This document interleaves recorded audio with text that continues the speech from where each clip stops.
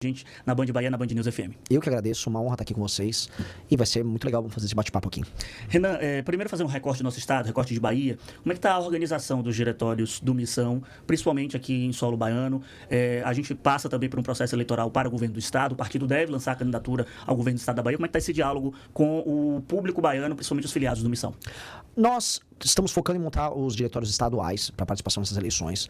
Não estamos nem um pouco acelerados na hora de montar diretórios municipais, até porque, em geral, diretórios municipais, quando você faz as coisas de maneira soldada, é por cooptação, né? Não é o tipo de política que a gente faz. Para o ouvinte, para o espectador que está assistindo, você tem que fazer uma construção de militância, treinar as pessoas para elas manterem a cultura. Ou seja, a cultura que criou o partido, que é uma cultura que está presente no âmbito nacional, ela tem que estar presente no município também. Então, nós estamos focando em preparar as pessoas agora.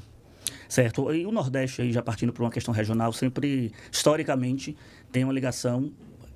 da redemocratização para cá, o Nordeste teve uma parcela de contribuição com os partidos de direita, principalmente PFL, PSDB, aqui no estado da Bahia, principalmente enquanto Antônio Carlos Magalhães estava no apogeu, fazia essa vinculação com o PSDB, mas de 2006 para cá se tornou um território extremamente lulista, extremamente petista, e outros estados da federação, outros estados nordestinos também. Como é que você pretende dialogar, por exemplo, com o eleitor nordestino, que ainda associa essa questão da direita com o distanciamento social, econômico da região, isso muito construído do discurso petista dos últimos anos? Grande pergunta. Falando dos problemas concretos, sem passar a mão na cabeça de ninguém. Eu comecei a rodar Pernambuco, depois Ceará, Rio Grande do Norte, Maranhão, agora eu tô na Bahia. E eu tô dando um enfoque muito maior no Nordeste do que no Sul-Sudeste, que supostamente essa região aqui é a região do antipetismo, Sul-Sudeste. Eu não tô focando nisso. Eu acho o seguinte, eu acho que aqui, como você bem descreveu, até os anos 2000 havia uma prevalência de um coronelismo à moda antiga que foi substituído por um neocoronelismo federalizado pelo PT. Ou seja, antigamente o assistencialismo era feito pelos coronéis locais, depois passou a ser feito por um ente federal. Aí o Lula assumiu isso e vinculou a imagem dele. Isso funcionou com uma geração de pessoas que viviam, vamos dizer, abaixo da linha da pobreza por muito tempo. Essas pessoas foram gratas ao lulismo por muito tempo. Só que isso fracassou. Porque se a gente olha hoje, o Nordeste cresceu, mesmo com o PT estando no poder desde 2002, 2003 na prática. O Nordeste cresceu. Quando a gente compara com o Centro-Oeste, quem cresceu mais? O Centro-Oeste. Com um pedaço da região Norte. A região Norte cresceu mais. O distanciamento técnico, o distanciamento na qualidade dos empregos com a região Sul-Sudeste aumentou. Então, quando a gente percebe que não houve um aumento na produtividade do Nordeste, o que acabou foi apenas, graças ao assistencialismo, a pobreza extrema, as ambições das pessoas nessa região não foram atendidas. Então, com quem eu estou conversando? Quando eu viajo nesses interiores, os jovens estão preocupados em crime organizado, em segurança e geração de renda. Mas não geração de renda por meio de assistência. Geração de renda por meio do trabalho. O cara quer comprar as coisas dele, ele quer construir a vida dele e ele não consegue. Então, trazer essa resposta é muito importante. Não vou fazer isso de maneira condescendente. Então, eu vou em regiões, por exemplo, que são tomadas pelo político que faz a famosa compra de votos. Eu chego lá e aviso, olha, no governo meu, eleitor que vender voto vai ser preso. E político que compra voto também. Nós temos que matar uma determinada cultura que mantém a política nordestina num regime semi-feudal do século XIX. Lá do livro Grande Sertão Veredas, que a gente via, os coronéis com seus grupos se matando. Nós temos que eliminar esse tipo de política. E as pessoas têm que voltar a sonhar em construir suas vidas e ganhar dinheiro aqui. Então, ao fazer isso, eu estou abrindo um diálogo enorme. Onde a gente começa a ver as respostas disso? Maranhão, na pesquisa Atlas, eu apareci já com 6%. Tenho 6,9% na Atlas no Brasil e 6% só no Maranhão. Então, é sintoma já de que a mensagem está ecoando. Inclusive, você tocou num assunto que é muito sensível, principalmente para o estado da Bahia, que é a questão da violência. Você tem defendido nas entrevistas, nas suas plataformas, um discurso muito duro contra o crime organizado.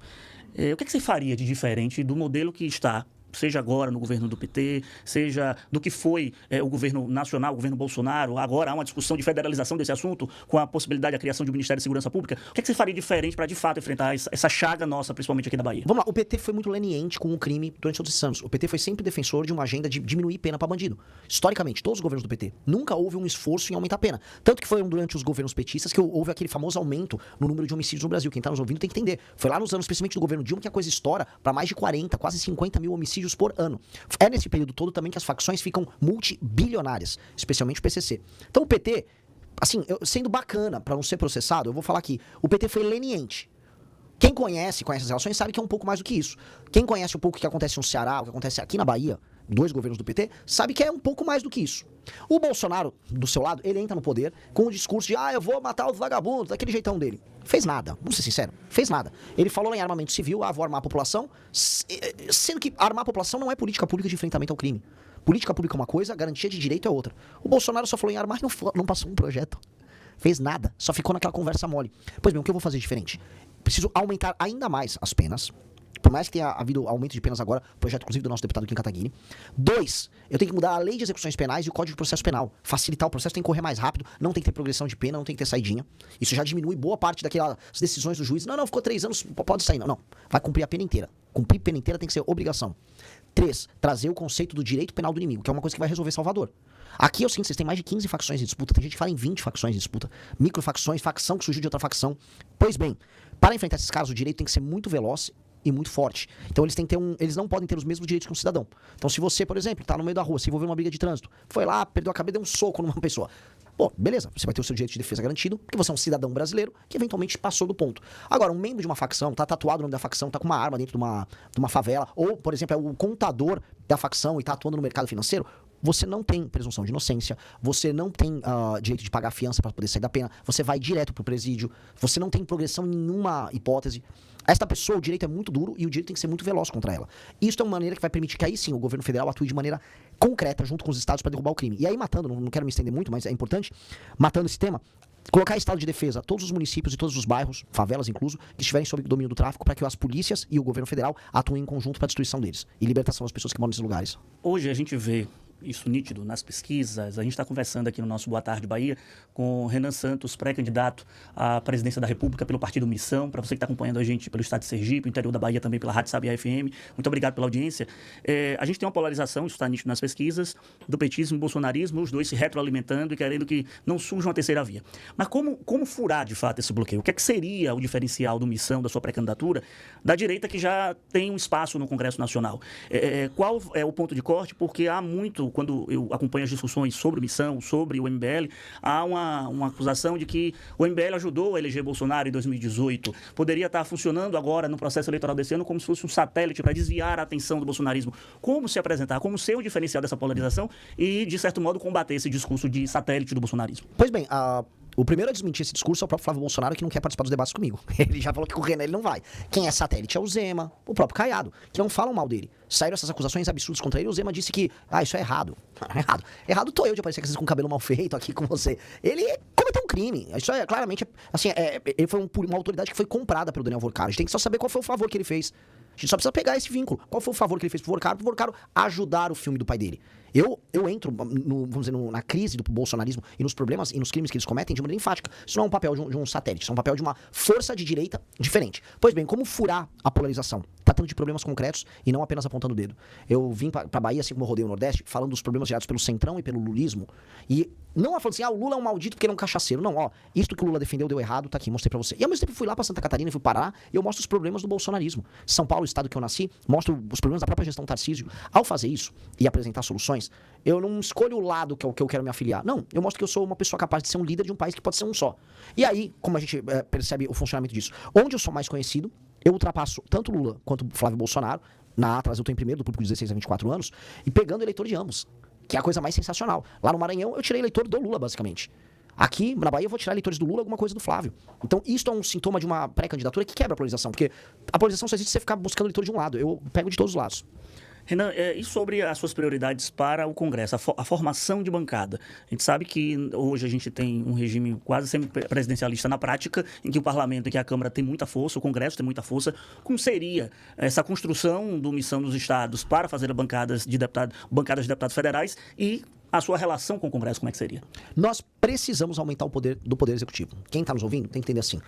A sua descrição é perfeita, porque é um regime que não é presidencialista. A gente vota para presidente, mas quem manda é o parlamento. Só que quem resolve os problemas que as pessoas imaginam tem que ser o Poder Executivo, é o presidente. Quem vai destruir o crime organizado tem que ser o presidente, não é um legislador. Quem vai tomar as medidas que vai melhorar a economia será o presidente da República. É sempre o presidente. Então as pessoas esperam muito do presidente, mas ele não pode fazer nada. E aí, eu falo aqui, assim, do Lula, posso falar do Bolsonaro, posso falar do Temer, posso falar da Dilma. Nenhum consegue governar de fato. Quem manda é uma federação de políticos do Centrão, que não tem nenhum compromisso com o Brasil. O que eu vou fazer? Primeiro dia de mandato, eu vou andar com a minha agenda de segurança pública. Eu preciso concentrar poderes para isso. E 2, eu vou dialogar com o Congresso, de maneira clara, vou montar a maioria no Congresso, para colocar regiões tomadas pelo crime organizado em estado de defesa, para que as pessoas, pela primeira vez em anos, possam entender assim, o presidente da República foi e fez. Há uma sensação geral das pessoas de que nada acontece. Veja, o Bolsonaro foi presidente, houve uma expectativa gigantesca com ele por parte da direita, nada aconteceu. Lula fez uma campanha vazia, prometendo picanha. As pessoas comeram a picanha, ou seja, as pessoas enriqueceram? Não, a vida não melhorou, a vida tá dura. Então as pessoas sentem que não há entrega. Eu preciso começar a entregar. Depois disso, nós temos que tirar temas hoje que são constitucionais e torná-los temas normais, que você pode alterar para o projeto de lei. Que é uma desconstitucionalização da Constituição. Por exemplo, a parte econômica, a parte fiscal do Brasil, tem uma PEC do deputado Kim Kataguiri que a gente entrou que já altera essa dinâmica para a gente já não precisar mais mexer nisso. Não precisando ter PEC, precisando ter maioria simples, aí a dependência do Congresso diminui muito. O Congresso manda muito, não só porque temos um regime semipresidencialista. Ele manda muito porque, em última instância, como tudo está na Constituição, tudo você precisa, vamos dizer, de praticamente 2/3 para passar. Aí o Congresso fica muito poderoso, o presidente não manda nada. Então, ao desconstitucionalizar alguns temas, e eu pretendo fazer isso ao longo do mandato, eu vou permitir que não só eu como presidente, mas outros presidentes que venham depois, tenham capacidade de mando. E aí as coisas acontecem. Você acredita que o escândalo agora do Banco Master vai, de fato, impactar o processo eleitoral? Porque a gente falta ainda pouco mais do que 130 dias para as eleições, e às vezes, ou não, na maioria das vezes, o brasileiro tem uma memória curta.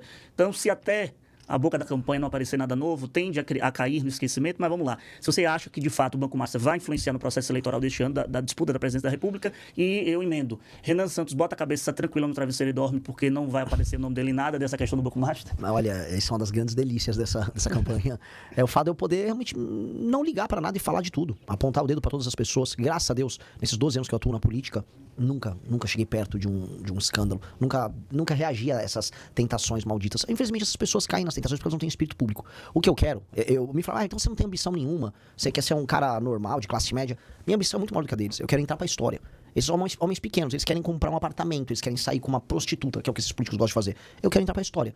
Me desculpem, minhas ambições estão em outra categoria. São as ambições de pessoas que querem ser grandes homens. Eu quero que as pessoas conheçam a história do Brasil e falem, o Renan foi uma pessoa importante. E para isso, renunciar a essas tentações é a coisa mais importante. E sim, o Banco Master vai interferir nas eleições. Uma coisa que nós veremos é, a partir do momento que o brasileiro começar a focar no processo eleitoral, esse tema vai estar no topo. As pessoas vão misturar os temas e as pessoas vão querer candidatos, até o legislativo, que não tem nada a ver, nem com esse escândalo, nem com o do INSS. Então a gente vai ver, por parte, especialmente no eleitor de classe média, um cuidado com o tema. E eu vou ainda estender, o Flávio Bolsonaro está destruído já. O Flávio Bolsonaro não tem condição de vencer o Lula no segundo turno e ele só sustentava a candidatura dele baseado na ideia de que ele era o único que venceria o Lula. Hoje não tem mais isso. Então a tendência dele é de derretimento. E no aspecto econômico, qual é a principal linha do seu pensamento, a principal bandeira que você defende, partindo de análise agora do governo Lula e o que pode vir a ser caso logre êxito nessa empreitada? O dinheiro do brasileiro não vale mais nada. Então você ganha um salário mensal e você percebe que você consegue comprar cada vez menos coisas com o seu dinheiro. Ou seja, a sua capacidade de ganho não aumenta. Então, o que nós precisamos fazer? Nós precisamos fazer com que os juros abaixem para o seu dinheiro valer mais e que o governo cobre menos impostos de você. Então você vai ter que fazer qualquer presidente sério, ou qualquer presidente de empresa, ou qualquer dona de casa que cuida do orçamento familiar. A gente vai ter que ajustar a despesa. Então eu vou cortar a despesa em algumas áreas, e aí os juros vão poder cair, o seu dinheiro vai poder valer mais. E aí, paralelamente, o Brasil foi muito abençoado e está numa daquelas grandes chances históricas. O mundo só se fala em terras raras. O Brasil tem 20% das reservas de terras raras e a gente tem uma oportunidade de trazer investimento americano. A Bahia tem uma parcela nessas terras raras aí importante. Ó, Bahia, Ceará, Minas Gerais, Mato Grosso, um pedaço da Amazônia, tem terras raras e dá pra você agora trazer. Veja só a beleza que seria. Trazer não só a mineração, mas o processamento delas. Isso aí é muito dinheiro. O principal avião de guerra do mundo hoje é o F-35, que é uma nave americana que basicamente faz tudo no ar, né? É a base do sistema de defesa e ataque americano. Vai 0,5 tonelada de terras raras naquele avião. Cada avião. E isso hoje é tudo tirado da China. Os Estados Unidos vão ter que comer na nossa mão se a gente souber trabalhar direitinho. Então, fazer reformas de competitividade, diminuir os gastos do Brasil e aí trazer esses investimentos, isso vai mudar a vida das pessoas demais. E aqui pro Nordeste tem notícia boa também. Aqui tem muita energia renovável, muita. A gente aqui tem muito sol e aqui tem muito vento.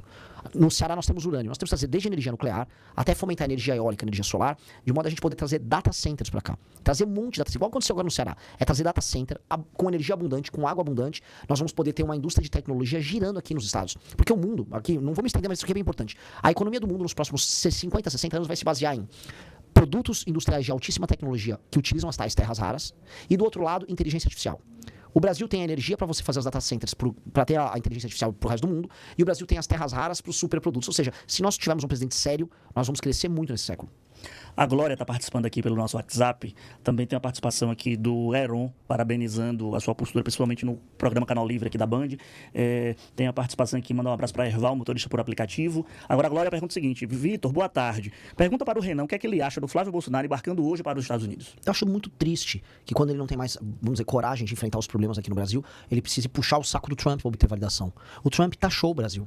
O Trump, no ano passado, colocou o Brasil como se fosse um cachorro vira-lata largado no meio da rua e deu 2 chutes no vira-lata. E aí vai o Flávio Bolsonaro, como um vira-lata, buscar o Trump, me dê atenção. Não é assim que você é respeitado. O Flávio Bolsonaro falou uma coisa muito perigosa. Ele disse, num evento americano ligado ao partido do Trump, que as terras raras seriam muito úteis para os Estados Unidos e que o Brasil iria colaborar com isso. Como assim? As terras raras têm que ser úteis para o Brasil. Se o Brasil entrega a preço de banana as terras raras, como o Flávio pretende fazer, a gente não vai ganhar nada com essa história, aí sim o Trump fica feliz. Eles tratando a gente como um mero lugar de extração. Então, acho humilhante isso. O Rafael pergunta, Renan, você tem dito que caso o STF proíba certas ações suas, você não vai cumprir as decisões. Seu governo seria de turbulência com a Suprema Corte? Faz uma pergunta aqui pelo nosso WhatsApp. De maneira alguma. Eu não quero turbulência com ninguém. Eu quero tocar o meu programa. Então eu vou entrar, todo mundo sabe que, assim, eu não tô mentindo, não tem agenda secreta. Eu venho aqui no programa, se me perguntar de qualquer área, eu vou falar, essas são as minhas propostas, das mais polêmicas às mais prosaicas. Agora, eu vou entrar. Se eu cumprir o processo legislativo completo, vou dar um exemplo concreto. Olha, eu preciso colocar, isso foi pedido do BOP no Rio de Janeiro, foi membros das polícias de todos os estados. Eles sabem, traficante se esconde na casa das pessoas. Eu preciso de um estado de defesa, que é um status constitucional, para que a polícia possa entrar durante uma operação na casa da pessoa, ser um mandado, para ela pegar o traficante que se escondeu lá, que eventualmente fez uma família de refém. Todas as polícias pediram. Então eu vou lá, vou colocar determinadas áreas em estado de defesa. Passo no Congresso Nacional. Ou seja, cumpro todo o ritual do processo legislativo. Tô executando essa atribuição do Estado Federal. Aí vem um despacho do Xandão, vamos botar aí. Não pode. É ilegal o despacho dele.